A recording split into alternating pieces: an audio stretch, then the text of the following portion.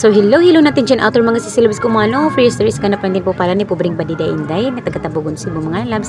Ay dito lang din po kung mga lalabs sa Salag National High School at saksihan natin ang graduate ng completers at saka grade 12.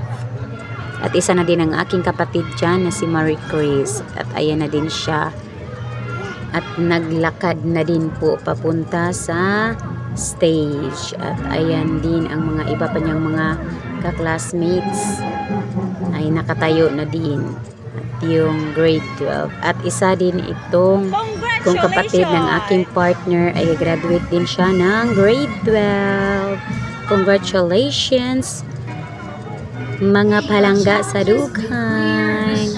At I heart you all, and to all out there completers and graduates, congratulations.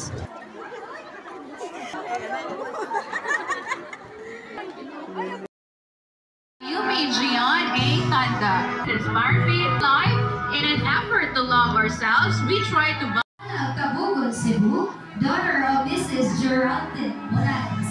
Ambition in life is to be a police woman. Cebu, daughter of Mr. Jonathan and Mrs. Maricel Monreal.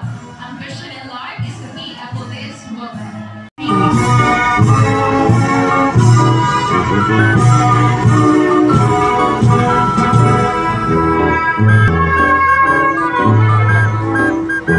Tabugon Division Meet. The medal from the office of the Sanggunian ng Kabataan ng Barangay Salang. The awardee, Special Recognition in Culture and Arts awardee, medal from the office of Sanggunian ng Kabataan ng Barangay Salang. The awardee, medal from the office of the Sanggunian ng To my teachers, Iluminadyon sa among advisor, thank you for your patience and dedication. You didn't teach us academic lessons, but you